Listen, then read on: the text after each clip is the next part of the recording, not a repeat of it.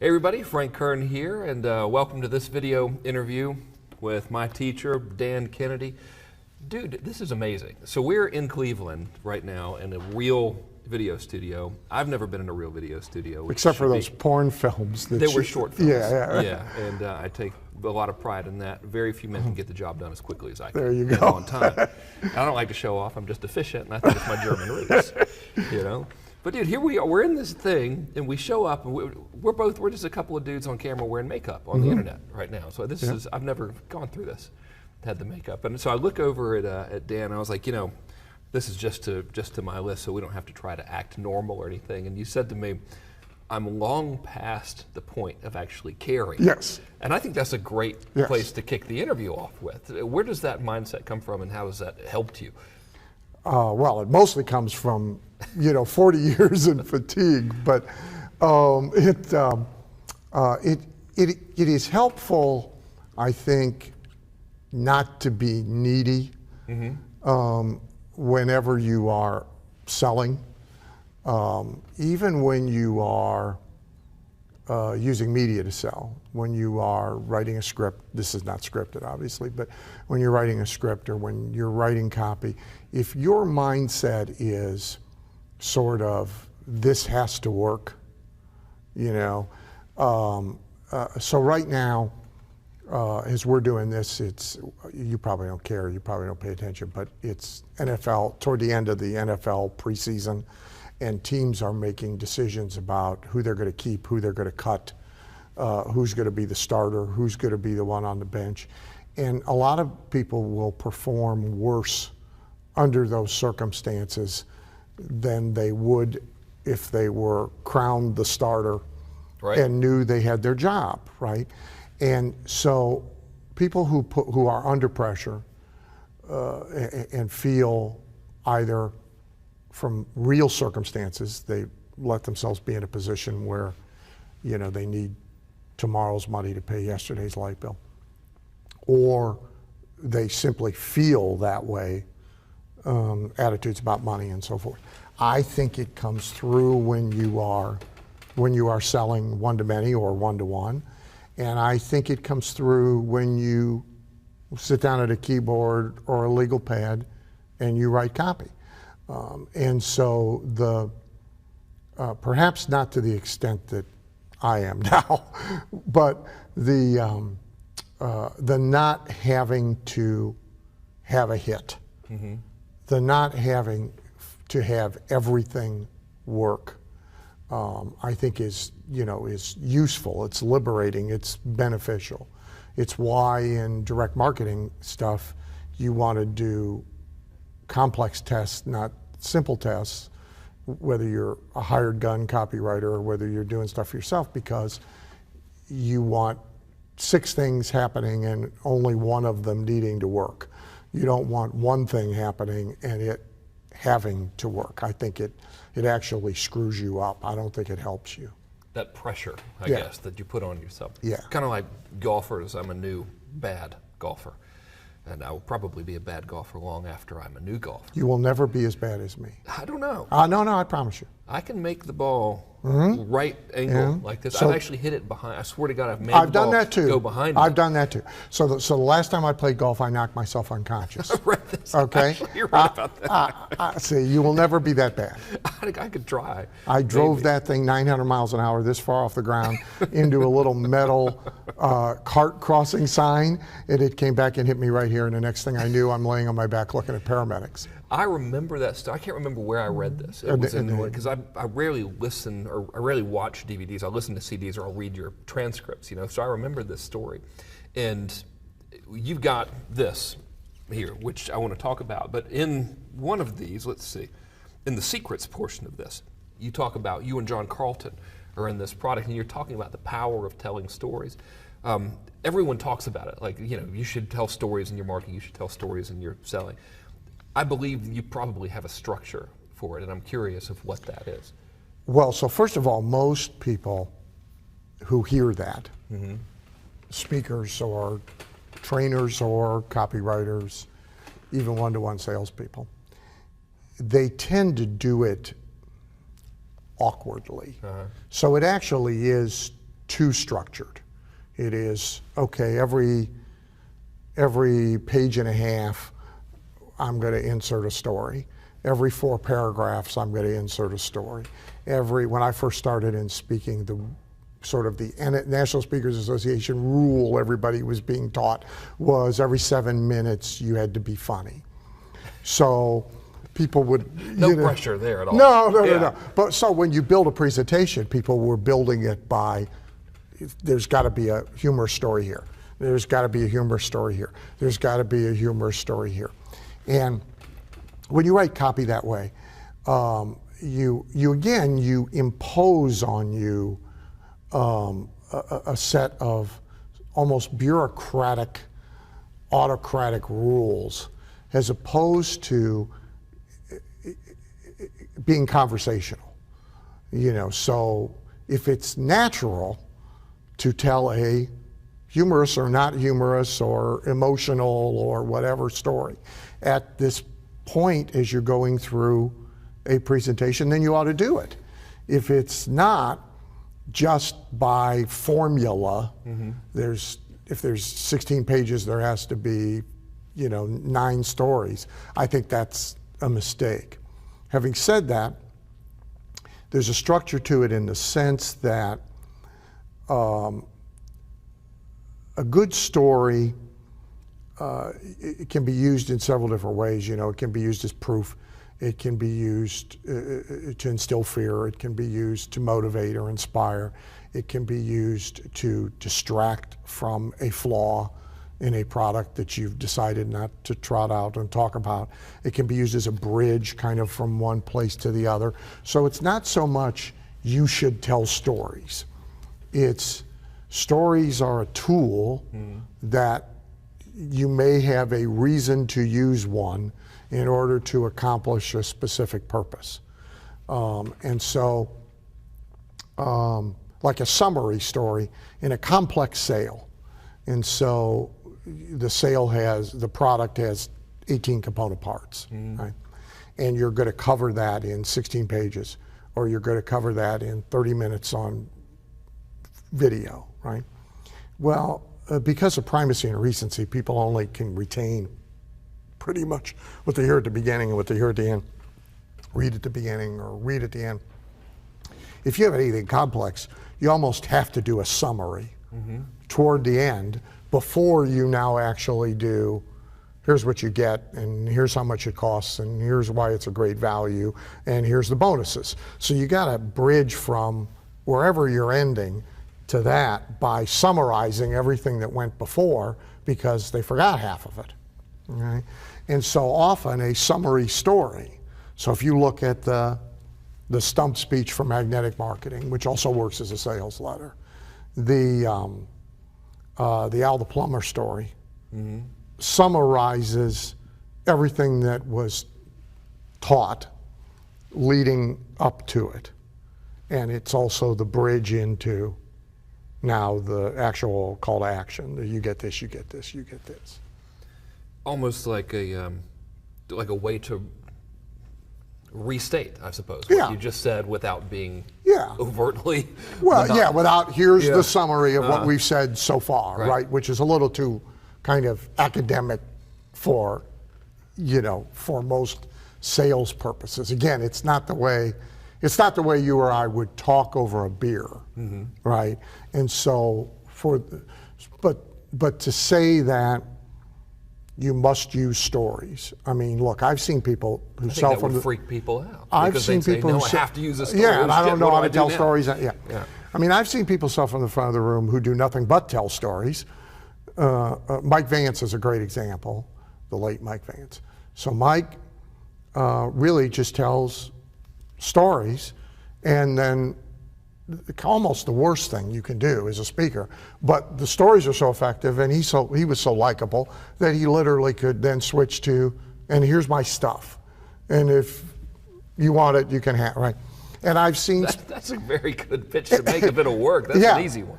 And I've seen speakers never tell a story and do well. So it's not like it's an ironclad rule, but stories can be a really useful copy technique. used for a variety of purposes. But like all devices, you ought to know why you're using it and pick and choose wisely. You ought not just be bound by somebody who put you in a workshop and said, here's the 5 things you have to do in a sales letter. I think you should really goes for just about everything. Yeah. That kind of find what works for you and relax a little bit. You know, when I'm fortunate enough to see clients face to face, or even students in a seminar environment, it seems that they want to cling to some sort of certainty so badly, like a set of rigid rules, you know, that if I just do these 7 things, it will definitely work. And I think that is counter-effective. Yeah, so I have the saying, be the wizard, but beware the wizard, right? So you're absolutely right. What people want, right, is they want to be told exactly what to do in the exact order they ought to do things. In dentistry, for example, where I have 2 clients who sell to dentists, the most effective thing to sell them is exactly what to say. Script. Here is how to answer the phone. Here's the script. Here is what to say to get a referral. Here's the script. Okay, that's what they want. And when we're selling, we ought to keep that in mind. Now, as a user, as a doer, as a practitioner, we ought to reject that. If for no other reason than the fact that that's what most people want. Yeah. But because for you and I to use exactly the same script to ask for a referral would be inane. Yeah. Right? We are 2 different personalities. If we were dentists, we would have different relationships with our patients. We would probably attract different patients in the first place. Now, the structure of that, the architecture, yes. That could be the same. The verbiage, no. And so having like copywriting resources, this pile of stuff, is meant to provide you with architecture, provide you with cafeteria options, but not lock you into playing Mad Libs. You know, here's a fill in the blank. Now that's, by the way, that's what everybody wants. It's better than nothing. But well, it's better than what they're doing now, probably. Yes, if I all don't mean you guys, but just the general public, you know, is if likely. all most people did is work out of a swipe file, almost cheap, you stitch it together and sand off the edges, they would be ahead of. You know, it sort of depends on how competitive the mailbox they're going into is, right? If they're a local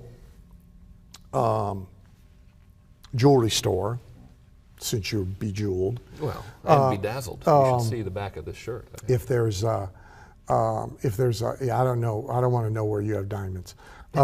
If there's a, so if there's a local jewelry store, chances are his competition is very bad at this. Yeah.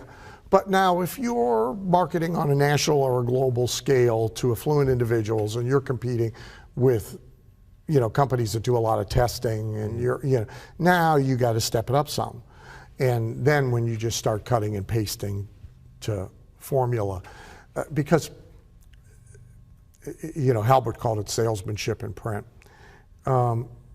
One of the things that works best is personality coming through what you do, right? People are unconsciously, subconsciously looking for authenticity. And you can't hand somebody an authentic script. An authenticity I can't toolkit. give you an authentic sales That's letter. pretty funny. Here's how to be authentic. Yeah, here's how to be we authentic. should, as a joke, make some sort of a product called "How to Be Authenticity in a Box," and then see if it's. You would sell it. I couldn't do it. I couldn't keep a straight face. You know, Vance always said if Dale Carnegie were alive today, he hoped he would modify at least one piece of advice. Because in How to Win Friends and Influence People, which of course was written out of the depths of the Great Depression, you know, one of the pieces of advice is smile a lot, people will like you better, right? And Vance said he would hope he would modify it today to have a reason to smile a lot, create reasons to smile a lot so that you are authentically smiling, not gluing it, you know, on like a mask. And certainly with sales copy, if you just take copy and glue it on like a mask, again, to your point, you may get better results than you would not doing anything at all, or with really bad copy. But what you really want is, again, the right architecture, the right approach, but you want it then to be in your own authentic voice. Let's talk about copy for a minute, and let's talk about this big pile of stuff. So this is unbelievable. I got the preview of this in the mail before we came. It's cool, one of us did. Yeah, this is something. So the first thing is this manual, and it's called Sorcery, and in this, you talk about mind control in this, and you talk about manipulation of emotion in here. And I mean, it's just setting us up for attack. You know, the people coming out of the woodwork. This is evil. You shouldn't try to manipulate others, etc., and so on. So I know your opinions on that. Well, I mean, so words like manipulation and scheme, people attach negative connotations to them that are not definitional. There can be an evil scheme, there can be a good scheme. If you happen to be a Christian, then the entire scheme for promotion of Christianity that was created and implemented pretty successfully, certainly you would view that as something good. So really everything we do that is effective is manipulative. Now there's questions of intent and there's questions of extent, but everything is manipulative. If you own a restaurant and you take a great deal of care to create great ambiance and a great environment that people are comfortable in and want to return to again and again, you are engaging in manipulation, right? So to sort of have that adverse reaction to it is foolish. Beyond that, when we sell something to somebody, we are almost always causing them to behave contrary to their conditioned, habitual, organic response, right? So everybody has had this experience. They go to a store to get something. So it's purposed. I've gone to buy a new jacket. You're still just looking. As soon as a person comes up to you and says, "Can I help?" No, I'm just looking. I've said it in the convenience store. Of course. Like, so who looks at the it's such a condition. Well, I mean, there's people that do their Christmas shopping at 7-Eleven. So, yeah. So that's such a conditioned habitual response. Most people can't help themselves, even when they actually want help. Yeah. Right. So that goes on all the time, right? So we are almost always getting people to behave differently than their conditioned habitual response. We want them to buy now. Well, most people, 99% of the people, their conditioned habitual response to everything is to delay and procrastinate for all sorts of reasons. They don't really feel confident about their ability to make a decision, right? And the ghosts of all the bad decisions they've made in the past are haunting them. They didn't plan on spending money today. Maybe they're going to have to go home and justify the purchase they just made to somebody else. There's 6 million reasons. Yeah. Again, when you sell in heartland of America, evangelical Christian territory, there are people who have taken a religious oath to pray on it. Other people of a certain age, they've agreed, they sleep on a decision. Okay? And they say it that way, we have to sleep on it. So that's their behavior. If we want them to buy now, we are disrupting their conditioned habitual behavior, and we're going to do that by manipulating psychological factors, emotional factors. Creating a sense of urgency is a form of manipulation. Communicating real or perceived scarcity is a manipulation, et cetera, et cetera, et cetera, right? And so to run from that, To think that you are going to prosper absent it is contrary to all reality. So the question really is never, are you going to engage in manipulation? Are you going to use psychological manipulation or not? The question is whether you're going to be any good at it or not. It's a powerful distinction. And if you want a moral element to add to it, the question is whether you're going to use it for good intent or evil intent. But there's no question you're going to do it. You're just either going to do it well and skillfully and consciously and knowledgeably, or you're going to do it poorly. So every business, every small business that puts a website up is engaging in manipulation within the website. Right? That's not a question. That's what the thing does. Now the only question is whether yours is going to be any good at it or not. That's really the only question here. This stuff, I've studied, I don't want to say everybody because that's kind of a generalization, but most. You're a real student. Well read, one would say. I really appreciate it when people have pictures in the books, just for anyone wanting to write any. It makes it easier. This stuff is really the most unpolished, frank look at how this stuff really works that I've ever seen.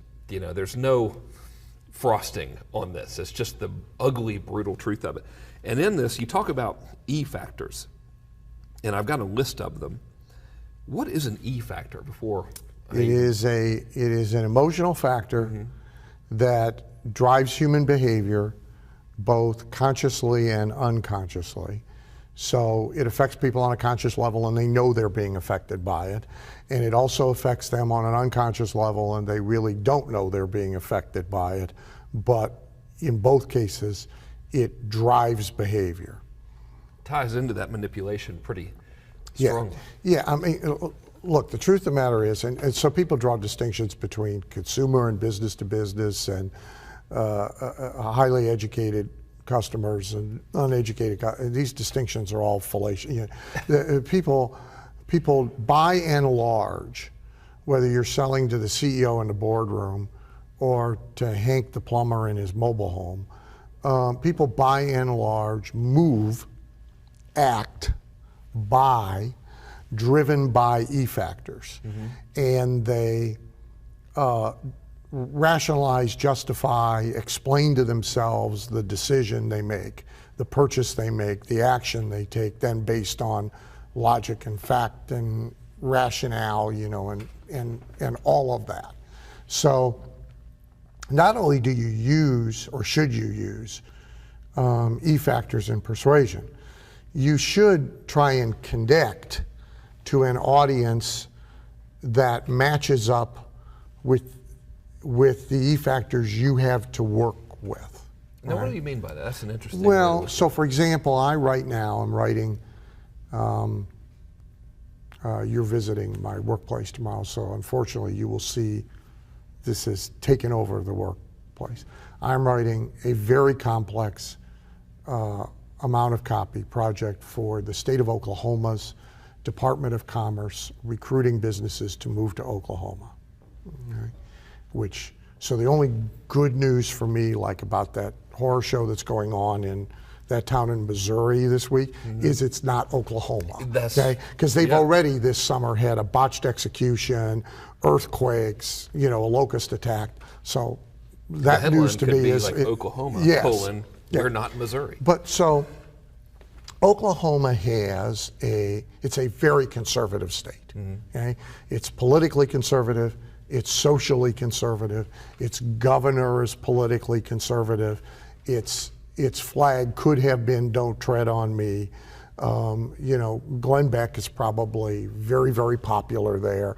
I mean, and so what's best for me is the CEO of a company who could move there, who is also profoundly politically conservative, socially conservative, because trying to get a liberal to be excited about moving his company to Oklahoma is much harder than trying to get a conservative to move his company to Oklahoma.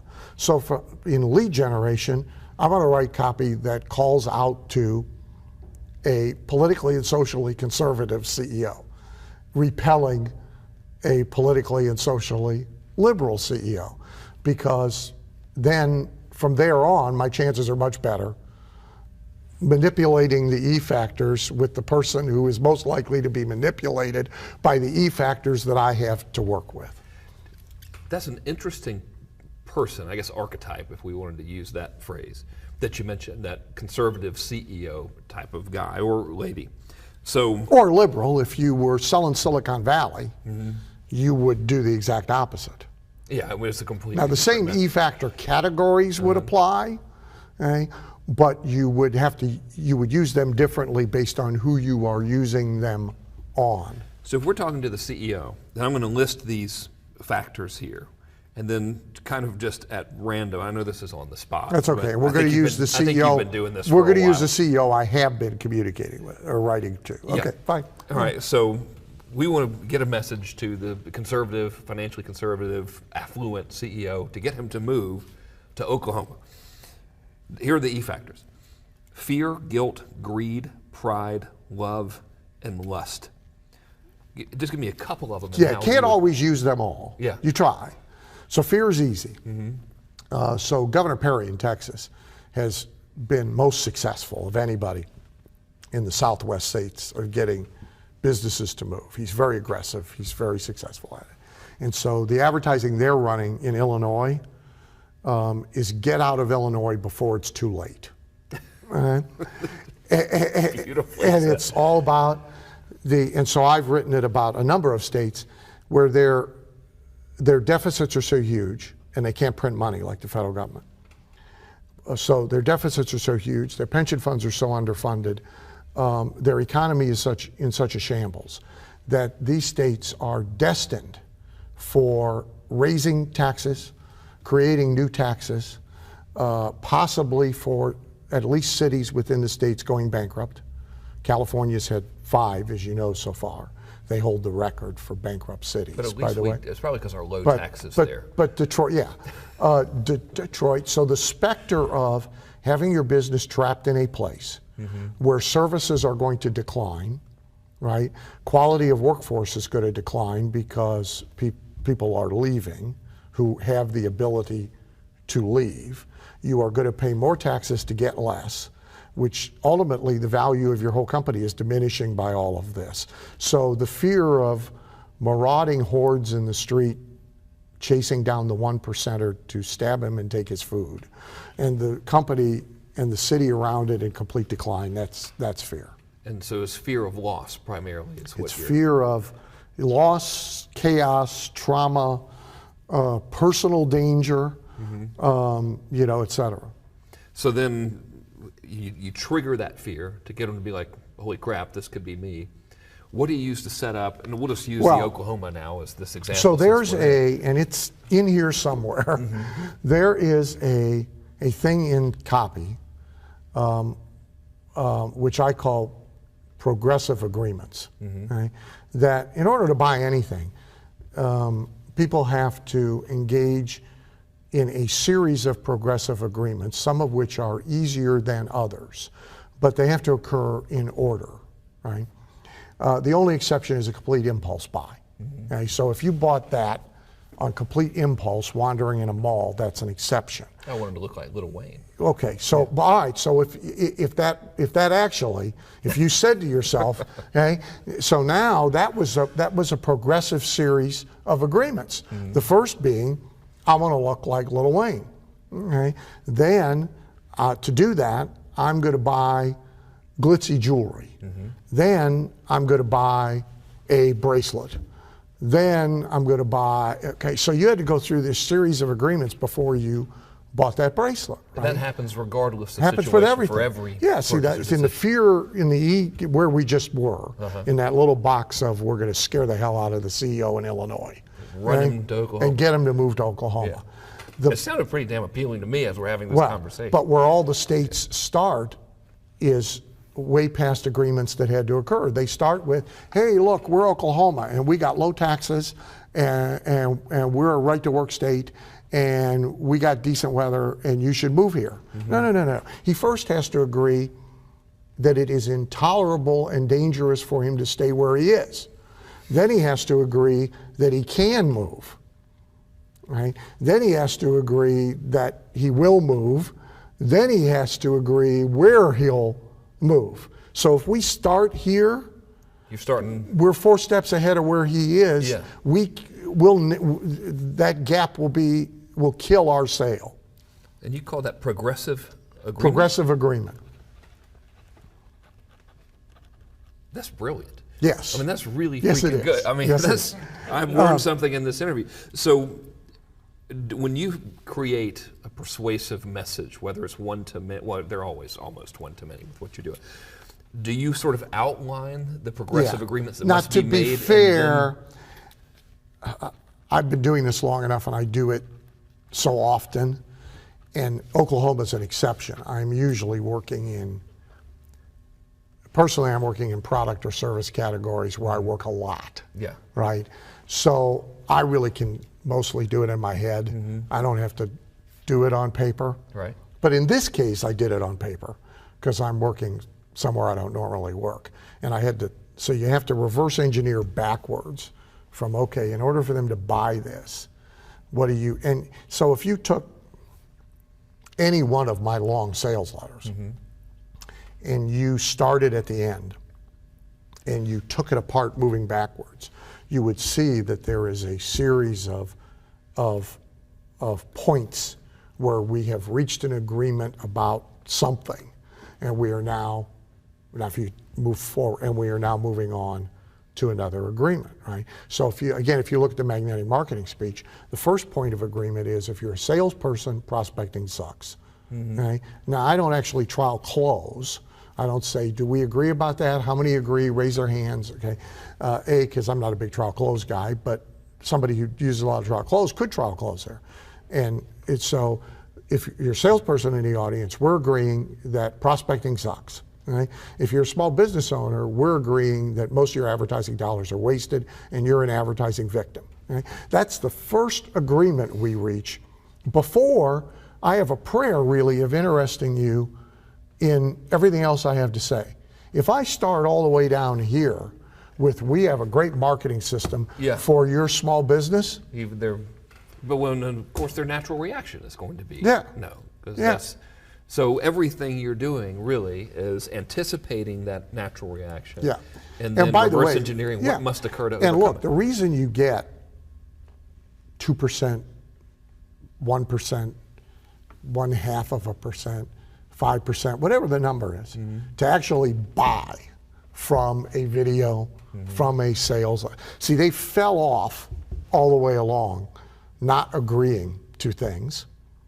Or if you get really bad results, you didn't do progressive agreement. You tried to leap them rather than move them through a series of yeses. Absolutely amazing. I really like the progressive. Now I want to go back and read all the ads and analyze it. That's what a weirdo I am, but that is pretty cool. So essentially, I guess if we were to try to formulaically model this process, you outline what the progressive agreements are, and then you choose, cafeteria style almost, which how many factors can I use is going to match the progressive agreement. What order do they rank in? Right. Is there one, I know you hate the word one, so I'm setting myself up for a lecture on this. Is there one that is like maybe the biggest one, like the default E factor? Not really. I mean, look, fear and all of its subsets, alarm, is the easiest to do. Right? It takes the least amount of thought and skill. So as a default, likely the most used as well. Well, for that reason. Yeah. But it is not necessarily the best. Yeah. And it is you want them all, right? It's just a question of order and emphasis. But sometimes you can't get them all. But even obliquely, you can get to them. So if we go back to my Oklahoma example, and we'll leap down to lust. Okay? if you can make somebody lust to be in Oklahoma, I don't know how to do it. Yeah, there's not two words that really go together. But I do know that the CEO who is going to make this decision, one of his concerns, because even if he's been married for a long time, he still hopes to get laid every once in a while, right? Lust. So one of his concerns is going to be, what happens when I tell the wife, we're moving to Oklahoma? Yeah. Right? Or we're going to live 6 months out of the year in Oklahoma. She probably ain't going to be a happy camper. The closest Neiman Marcus is in Dallas. Right? So that's an elephant in the room, right? That's an E factor that whether it occurs to him consciously or unconsciously or both, it will occur to him. And if he's really obtuse and it doesn't, it's going to happen to him when he does go home with a whole pile of literature about Oklahoma. Yeah, that would be thrown at him. Yeah. So better to deal with it and help him be prepared for this. Now, I can't come out and say, here's 27 reasons why you can move your company to Oklahoma and still get laid. Right? I can't be that overt. But that's what I have to accomplish. Not an easy task. No, but it's doable. Nice. Now, that's interesting. So essentially, we're talking about skepticism either by that particular prospect or his peer group that's going to then filter into his mindset. And I've read this in your books, and you pretty much have just said it now. You really never run from it. You always address it. Almost always. Yeah. It's very rare for me in copy, particularly in copy, to see one-on-one selling, right? You give me some feedback, okay? And I can sort of, if I'm skillful, I can sort of sense whether or not we can skip something and we can move to the sale. In media, in print, obviously there's no feedback. So some percentage, at least, are going to immediately conjure the ugly, smelly elephant. Yeah. So I will almost always choose to trot it out, paint pink polka dots on it, and try and convince everybody it would be cool to have. Well, who wouldn't want the ugly, smelly elephant? And so, a lot of copy is about being able to understand the person you're writing to, and then be able to kind of visualize what will occur to them during the course of this presentation. We just did some videos for American Writers and Artists, AWAI, for a new course for an information product. And it's complicated. It actually requires work. God forbid. Not a good thing. Now, what if they just tape each manual, one manual to each side of the head, and then sleep with it like that for like a day? We sold sleep learning for years. We did. I remember. You got the little sleep pillow speaker. You put that baby under there. You just listen to everything while you sleep, and you automatically. And there's some legitimacy to it, by the way. So, did you come up with the term sleep learning? Yeah. People loved it, by the way. Everybody else at the time was selling Walkmans, and you had to go when you go out and jog, put the thing on and go. That requires jogging. Yeah, exactly. Yeah. See, everybody sleeps. Yeah. Everybody's going to go sleep.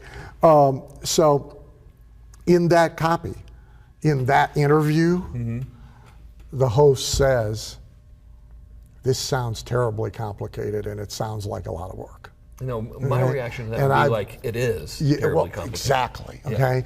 But so the copy is, it is complicated, but simple is a false god. Here's the 3 reasons why. Nice. Okay? And then here's why it's worth this effort.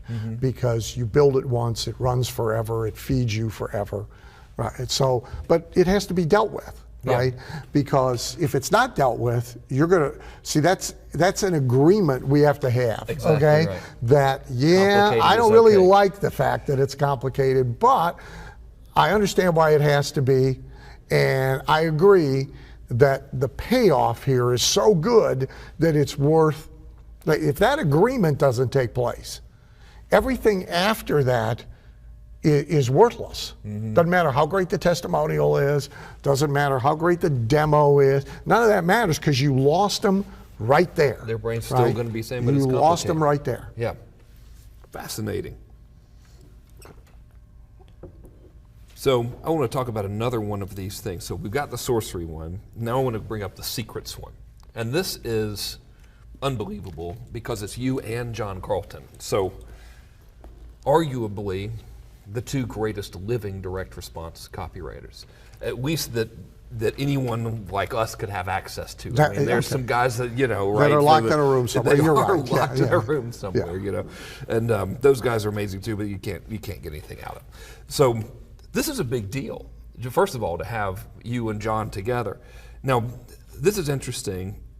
Carlton does something in here. It's an advanced USP workshop, and everyone's heard USP forever. And it was like, and you know, the thing is, everyone would tell you that USPs are super important, but ain't nobody got one. And so the guy telling you the USP is a big deal has no USP, and if he does, it's terrible. How do you fix this? Well, how is this going to help someone fix it? Because it is a big deal, and no one really does it. Yeah, and the bad news is it's complicated.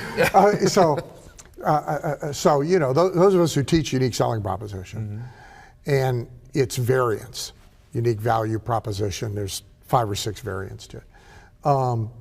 What I get asked most often is, could you give me a unique selling proposition? I mean, it literally is the authenticity issue, right? And if I could give it to you, it wouldn't be unique, nitwit.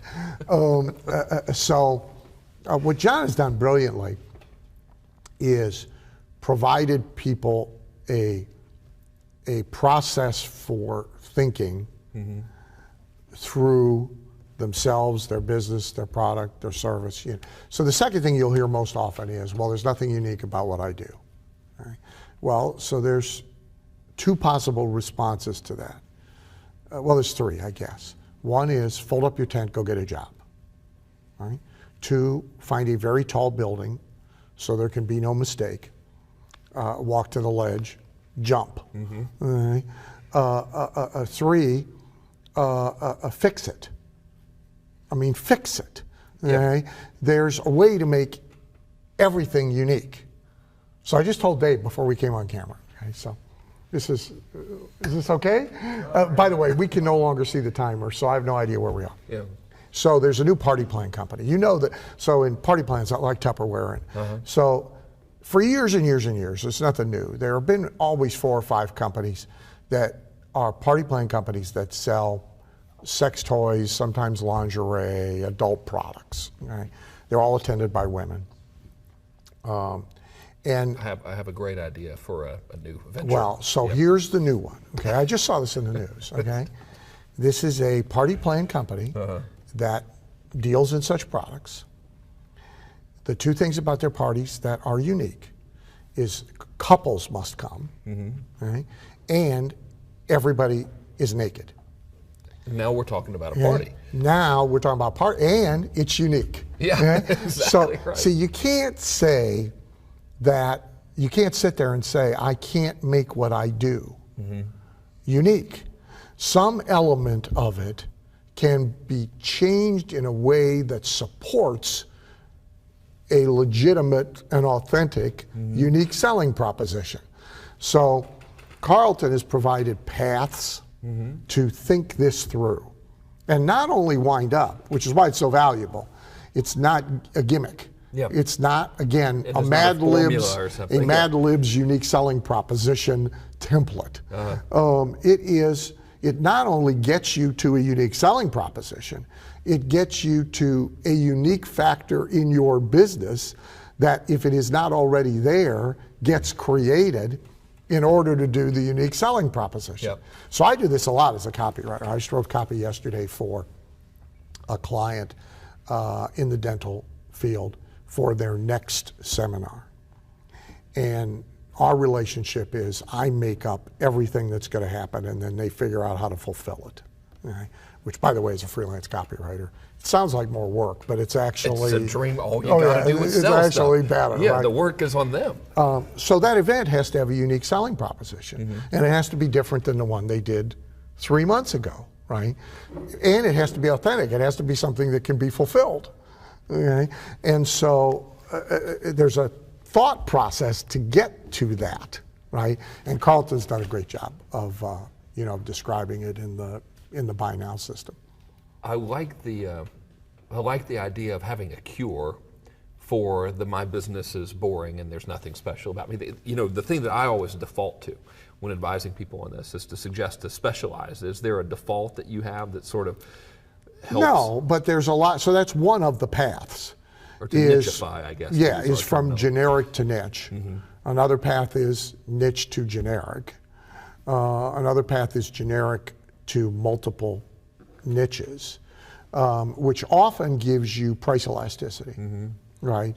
So the minute that we turned this into 5 products and did make them buy now for healthcare professionals, make them buy now for retail, make them buy now for financial advisors, you could immediately double the price of the product. Well, right? Financial advisors, you could triple. Maybe you could triple. Yeah. That's exactly right.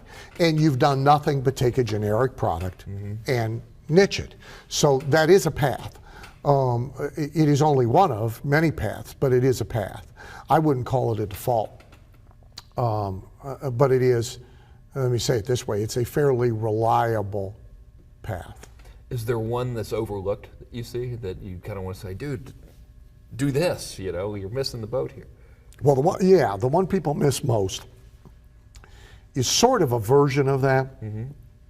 It is demographic, psychographic targeting.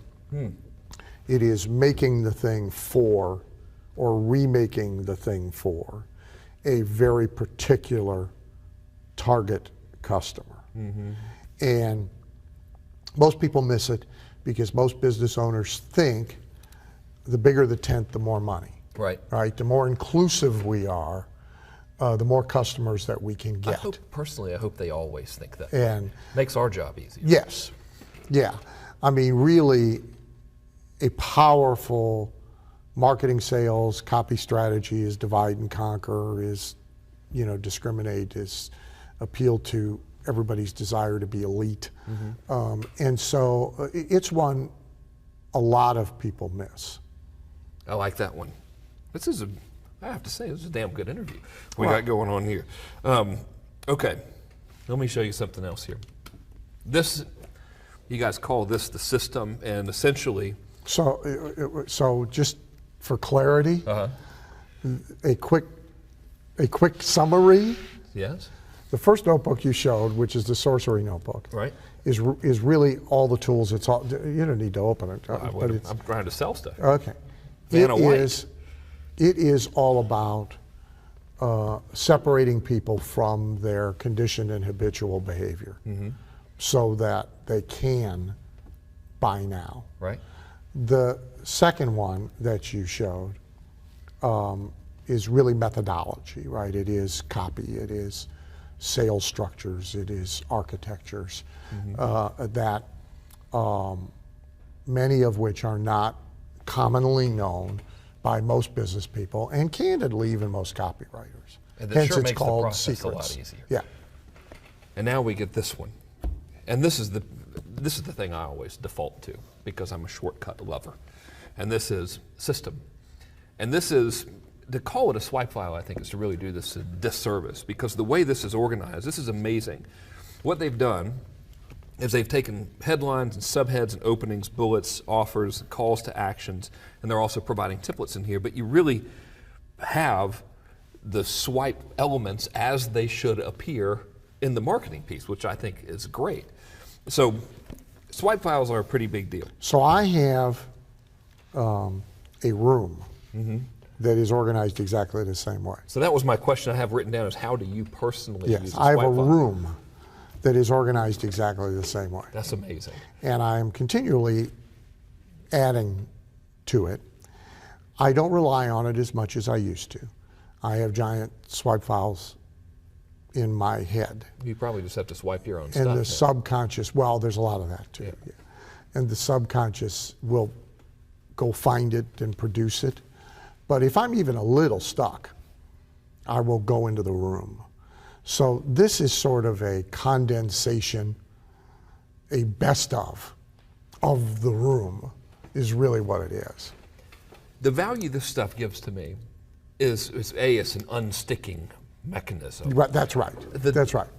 I've been at it for 15 years, and you've been at it for like 7,000 years. Yep. And I don't know if you still have this, but the damn blank screen is horrible.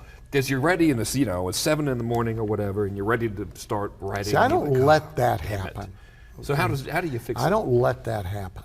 I think sitting down at a blank screen is horribly unproductive.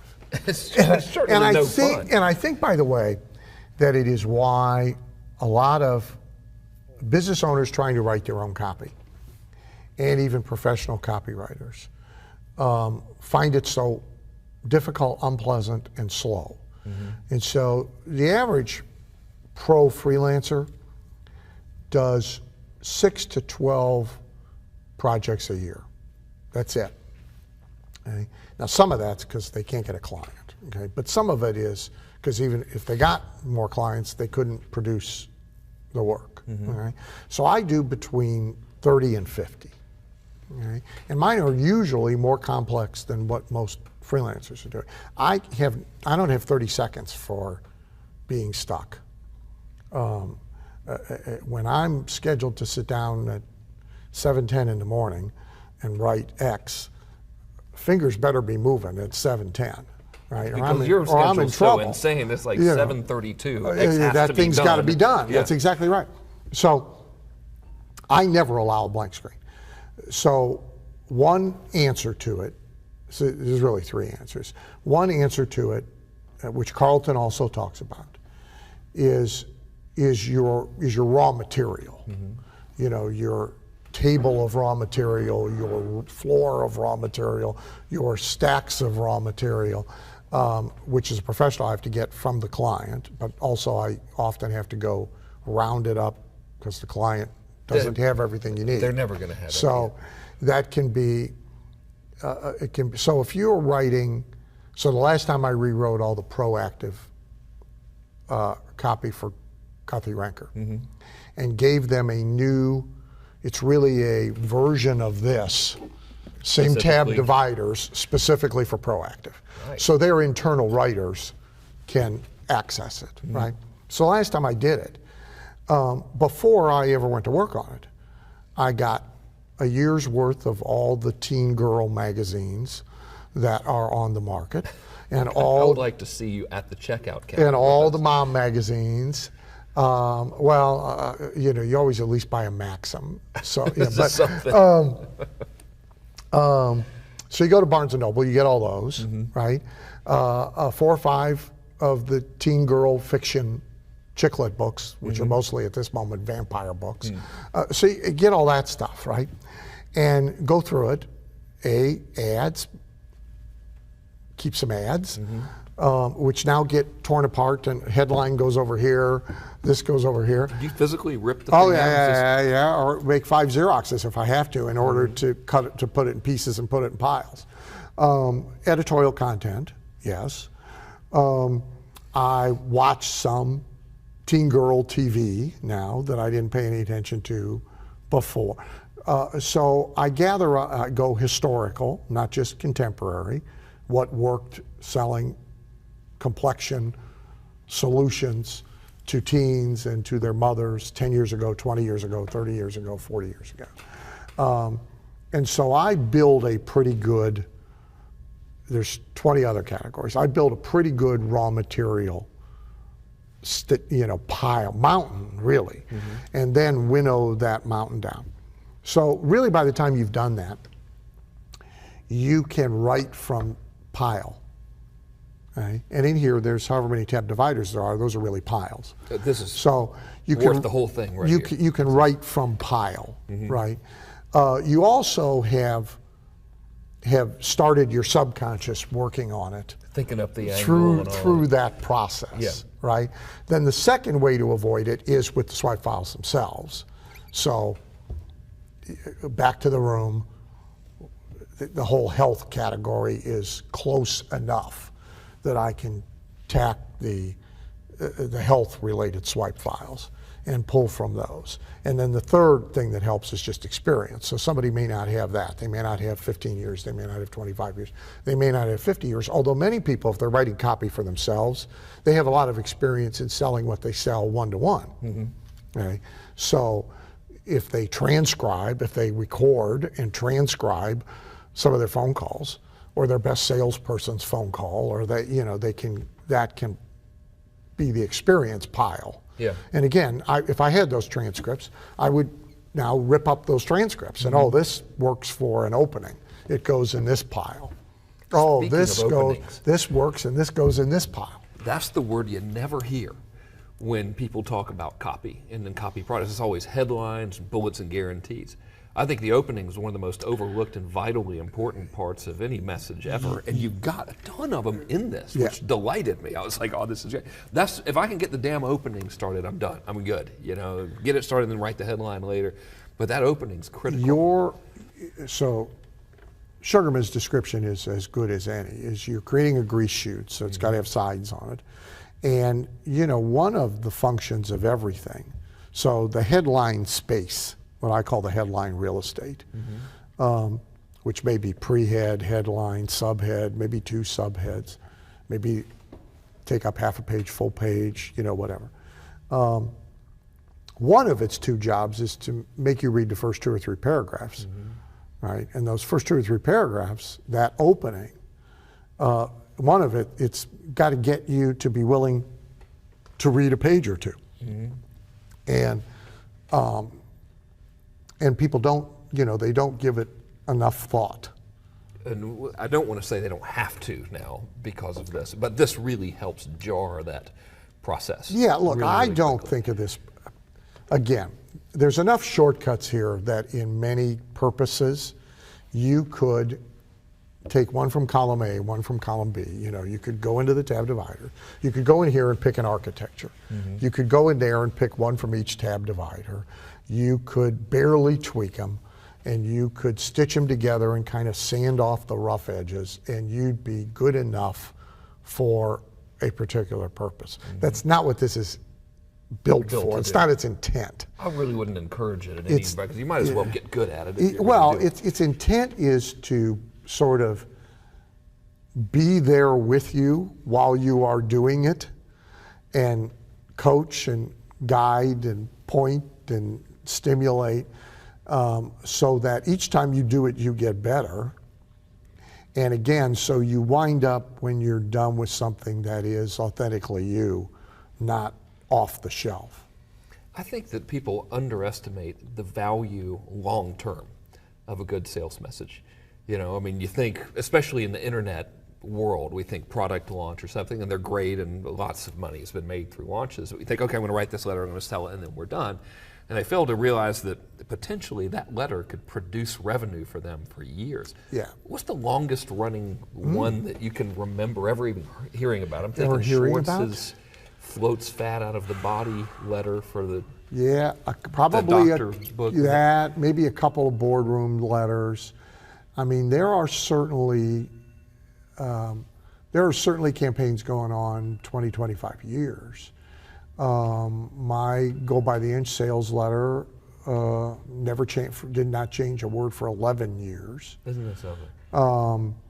I have a campaign for Michael Kimball, a direct mail piece that we have mailed at least 100,000 pieces a month, some months 500,000.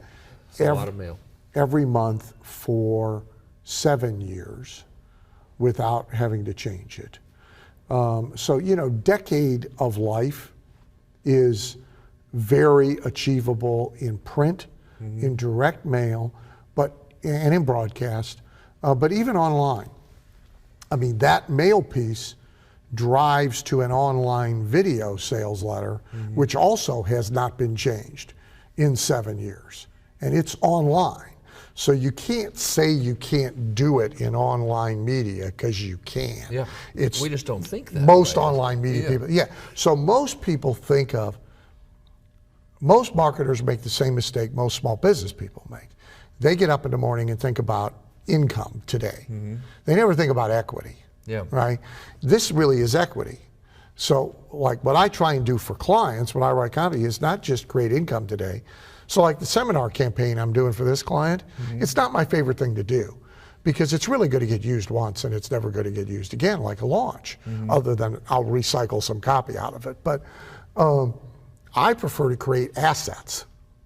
So you can pay me more if I create assets, but it's better for you if I create an asset that once we get the kinks out of it, that thing can make money day in, day out for 5 years, 6 years, 7 years, 10 years, without you having to fool with it, you know. And the internet has not killed that.